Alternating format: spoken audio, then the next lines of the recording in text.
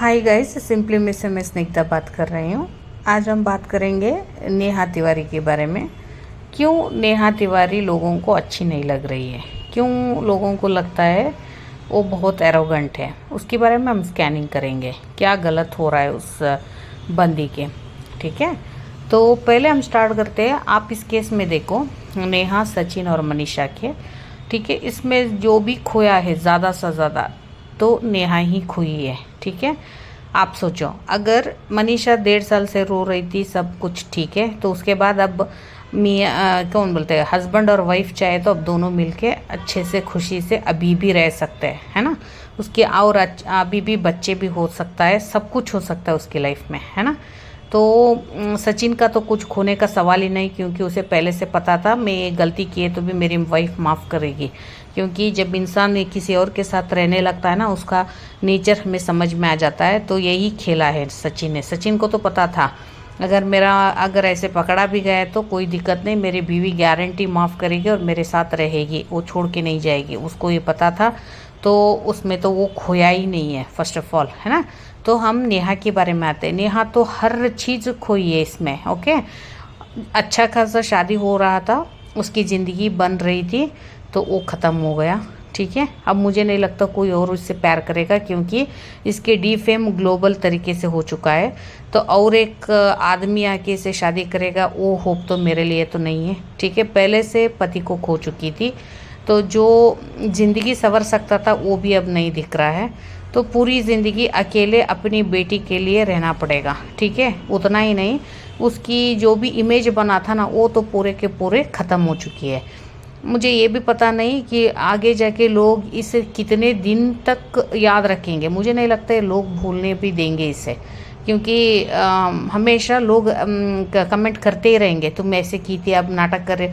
मतलब ये तो पूरी ज़िंदगी उसके साथ चलने वाला ही है। एटलीस्ट सब लोग भूले तो भी 2-3 लोग फिर ऐसे लोग हैं जो भूलने नहीं देंगे, क्योंकि वो वैसे गंदे कमेंट करेंगे ही करेंगे, आपको फिर जाके पास्ट में रखेंगे ही रखेंगे।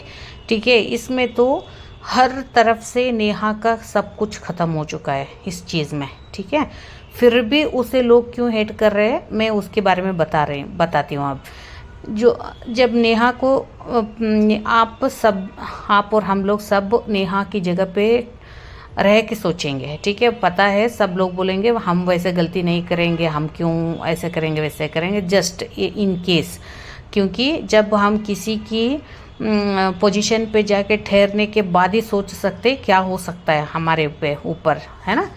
तभी हम रियलाइज़ कर सकते हैं, तभी हम महसूस कर सकते हैं। अगर इतना बड़ी गलती किए तो लोग अगर हमें ऐसे डिफेम करने लगे तो क्या होता होगा, क्या उस इंसान के साथ कैसे लगता होगा, हम अब उसके बारे में डिस्कस करेंगे। नेहा को क्या हो गया, इतना सब खोने के बाद इंसान का दिमाग सही तरीके से काम करेगा ही नहीं। कि मतलब इतने सारे अनएक्सपेक्टेड थिंग आप सोचे नहीं हो ऐसे हो सकता है आपके साथ, इतना सारा चीज़। मतलब एक औरत की इमेज ऐसे बना था सबकी नज़र में, बहुत सारे लोग प्यार करते थे, सडनली उसको जो लोग सोचे थे उसकी विपरीत में चला गया। मतलब कोई भी सोचा नहीं था इसका भी एक ऐसे अफेयर होगा, क्योंकि वो खुद ही मुंह से बोलती थी नहीं प्यार करके शादी नहीं कर सकते। मतलब मैं नहीं करूँगी, क्योंकि पहले से पति खो चुकी हूँ, मतलब जो भी शादी होगा अरेंज मैरिज ही होगा। मतलब एक क्या बोलते, एक इमेज अपने खुद के लिए जो सेट की थी वही आज उसके लिए प्रॉब्लम बन चुकी है। क्योंकि तुम जो इमेज सेट की हो तुम खुद नहीं हो वैसे, तो क्यों सेट करना, तुम खुद है ही नहीं हो, जैसी हो वैसे दिखाए तो आज इतना डिफेम नहीं हो सकता था उसका। क्योंकि आप पहले से इतना बोल्ड एक्शन लेती थी, बोल्ड एक्शन करती थी, तो क्यों लोगों को सीता माता की इमेज दिखाना, जो है वही दिखाना था। तो गलती सेकंड क्या हुआ, जो भी दिखा ये लोगों को बहुत पसंद आया। क्योंकि बहुत सारे लोग बोल्ड लोगों को ज़्यादा, हमारे इंडिया में बोल्ड लोगों को ज़्यादा प्यार नहीं देते। लोगों को लगता है बोल्ड लोग कैरेक्टरलेस होते हैं। मुझे हमेशा ये फील होता है, जो भी बोल्ड डिसीजन करते हैं, जो भी बोल्ड तरीके से बात करते हैं ना, लोगों को ज़्यादा हजम नहीं होता। लोगों को ज़्यादा से ज़्यादा सीता माता जो भी इमेज है ना वही पसंद आती है लोगों को। तो इसलिए वो जो भी क्रिएट की तो वो वर्कआउट हो गया उसके लिए। लोगों को लगने लगा पति खो लिया फिर कितना अच्छी है, ऐसी संस्कारी वाली है, वैसी है। है ना। तो फिर दूसरी भी शादी हो रहा तो फैमिली के ऊपर डाल दी कि फैमिली में ही लोग मुझे फोर्स करके शादी करे, वो भी इमेज बिल्डअप की, है ना। तो लोगों को सेम टू सेम वैसे लगा तो फिर लोग भी इसके साथ जुड़ने लगे। द प्रॉब्लम इज़ जब इसकी इमेज ऐसे ख़राब हुआ तो वो शाटर हो गए अंदर से। मतलब पता नहीं, आप सोचे नहीं ऐसे हो सकता है आपके लाइफ के साथ। तो सडनली आपकी इमेज की धज्जियाँ उड़ गई पूरी सोशल मीडिया पे, और लोग इतना सवाल पूछने लगे, खुद ही परेशान होने लगे वो। मतलब किस चीज़ के लिए आंसर दूँ मैं, क्यों आंसर देने के लिए है भी क्या, जब भाई बहन का रिश्ता इतना ख़राब तरीके से बाहर आ गया सोशल मीडिया पे, और जो दिखाने वाला था कुछ भी छोड़ा ही नहीं, आपका मैसेज बाहर आ गया, और आपकी जो थिंकिंग था सब कुछ एक ही समय पे वो बाहर रख दिया। तो वो मतलब वो सोचने कौन सी चीज़ के ऊपर कॉन्सेंट्रेट करो उसे समझ में आया ही नहीं। मतलब इतना डर गई वो कि लोगों को मैं कैसे फेस करूं, इतना गंदा तरीके से बाहर आया। मैं ये सोचूं वो सोचूं, व्यूज़ गिर रहा है वो सोचूं, लोग मुझे कैसे एक्सेप्ट करेंगे, अब आगे जाके मेरी ज़िंदगी कैसे चलेगी, मेरी इतनी बदनामी हो गई, मैं अब कैसे करूं, और बीच में शादी भी टूट गया। उसका इतना सारा चीज़ जो अनएक्सपेक्टेडली ख़त्म हो गया, उस इंसान से आप क्या एक्सपेक्ट कर सकते हो। सॉरी, वो भी आप लोग कैसे बोल रहे हो, सॉरी गिड़गिड़ा के बोले तो ही आप एक्सेप्ट करेंगे। तो वो सॉरी मेरे ख्याल से क्यों नहीं बोल रहे, तो अगर इतना सब नहीं होता होगा तो सॉरी बोल भी लेती थी वो। इतना सब खो चुकी है तो सॉरी किस चीज़ का, इज्जत का धज्जिया उड़ गया, फ्यूचर ख़राब हो गया, अब आगे कोई आएगा नहीं, तो पूरी ज़िंदगी अकेले कोशिश करके अपनी बेटी को पालना है। और कितने दिन मायके वाले साथ रहेंगे, कितने दिन भाभी और भैया साथ में रहेंगे, तो ज़िंदगी तो अकेले काटना पड़ेगा ना। कितने दिन माँ बाप आपके साथ रहेंगे, बहुत सारे चीज़ ऐसे होते हैं, तो आप सोच नहीं सकते एक औरत के बारे में। और इतनी बड़ी क्या बोलते हैं, इतनी बड़ी वर्ल्ड में आप खुद आप बेटी के लिए अब लड़ोगे पूरी सी दुनिया से, तो सोच लो पूरी की पूरी ख़त्म हो चुकी है। तो उस औरत से आप लोग एक्सपेक्ट कर रहे हैं गिड़गिड़ा के सॉरी मांगना। गिड़गिड़ा के सॉरी मांगना तो सचिन को करना चाहिए, क्योंकि दो औरत की ज़िंदगी ख़राब कर दिया, इधर से भी उधर से भी, है ना। एक ही एक गलती था, भाई बहन बोल के जो कांड हो गया वो गलती था। वो गलती के लिए इस औरत को इतना पनिशमेंट मिल चुका है ना, लोगों को अभी भी हजम नहीं हो रहा है। फिर लोगों को लगता है गिड़गिड़ाना है, वो गिड़गिड़ाना है, तब भी लोगों को लगता है ये माफ़ करेंगे, मगर माफ़ तो कोई भी कम्प्लीटली नहीं करेगा। मैं लिख के दूंगी, अभी भी अगर इतना गिड़गिड़ा भी देगी वो, तो फिर भी लोग चार लोग फिर से नीचे कमेंट करेंगे। अब पहले कैसे लाइन गंदे गंदे कमेंट फिर से सचिन को लेके आएंगे इस टॉपिक में, उसके लिखेंगे ही लिखेंगे। कभी ये पूरी तरीके से ख़त्म होगा ही नहीं पूरी ज़िंदगी में, ठीक है, ये तो ये कंटिन्यू रहेगा ही। और उसकी बोलने का तरीका थोड़ा क्या होता है, साउंड, वेरिएशन ऑफ साउंड। आप थोड़ा कम लो वॉइस में जब बात करते हो, लोगों को लगता है बड़ा क्या बोलते हैं इनोसेंट है, बहुत अच्छी है। जब आपकी आवाज़ बड़ा तेज़ होता है, लोगों को लगता है अभी भी इसमें ईगो है ना, अभी भी इसमें ईगो है, हम जैसे बोल रहे हैं वैसे माफ़ी नहीं मांग रही है, तो अभी भी इसमें अंदर में क्या बोलते हैं ईगो भरा पड़ा है ना।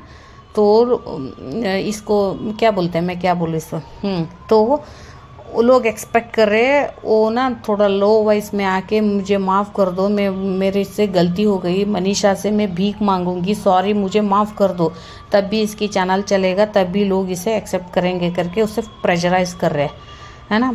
इंसान को भी एक पहले से वो बात कैसे करते हैं, मैं नहीं करूँगी तो नहीं करूँगी, मैं माफ़ नहीं, मैं गलती नहीं किए तो मैं नहीं बोलूँगी, मैं गुनाह क्या बोलते हैं, मैं गुनाह नहीं की हूँ, है ना, ऐसे बात करते हैं ना वो।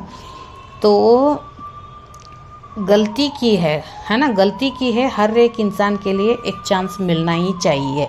और एक लोगों का क्या होता है, नेचर होता है, क्या बोलते हैं, गिड़गिड़ा के माफ़ी करना उसे पसंद नहीं है ना, क्योंकि उसको लगता है मैं जितनी माफ़ी मांग चुकी हूँ बस उतने लिए बस काफ़ी है जैसे तुम लोग एक्सपेक्ट कर रहे हो वैसे तो वो नहीं मांगने के लिए रेडी नहीं है।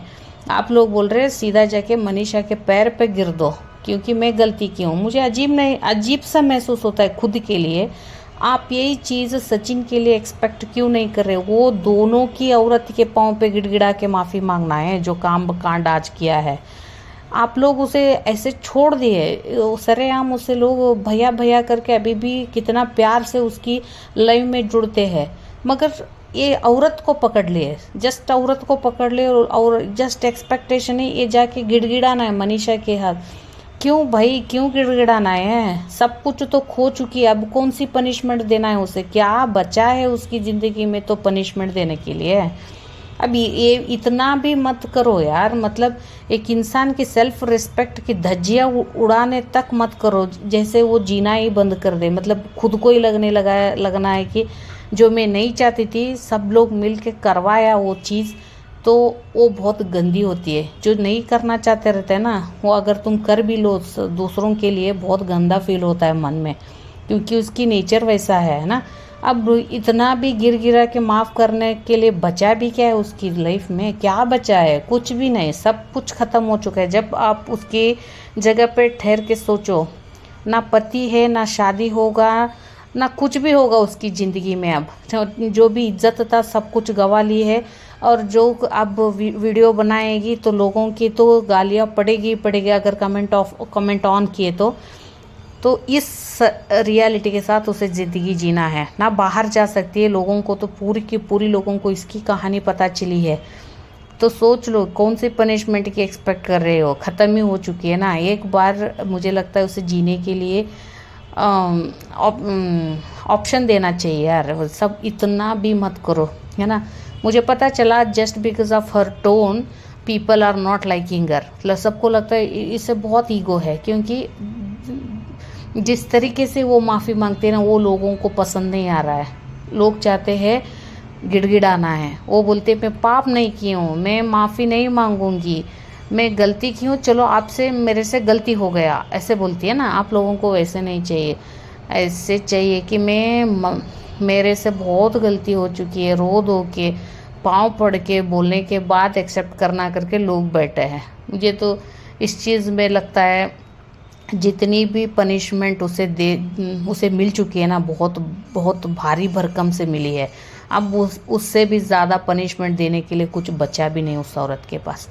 तो बेटर है आप लोग भी सोचो, ज़िद मत करो कि ऐसे ही हमें माफ़ी मांगना चाहिए, है ना, ऐसे ही करना चाहिए। बहुत सारे लोग बोलते हैं नेहा को मनीषा से माफ़ी मांगना चाहिए। क्यों भाई, मनीषा को क्यों माफ़ी मांगना है? मनीषा खुद उसकी पति जब उसको धोखा दे रहा था तो मनीषा आंख बंद करके घूम रही थी क्या? क्यों एक्शन नहीं ले पाती है? ऐसे लोग मुझे बहुत इरिटेट करते हैं। जब आपको हर चीज़ पे, मतलब इनोसेंट क्या हर चीज़ में काम करेगा? इनोसेंट आपकी ज़िंदगी के साथ आपके पति खेल रहा है, आप एक्शन भी नहीं लिए अभी तक। कौन सी इनोसेंट है भाई यहाँ पे?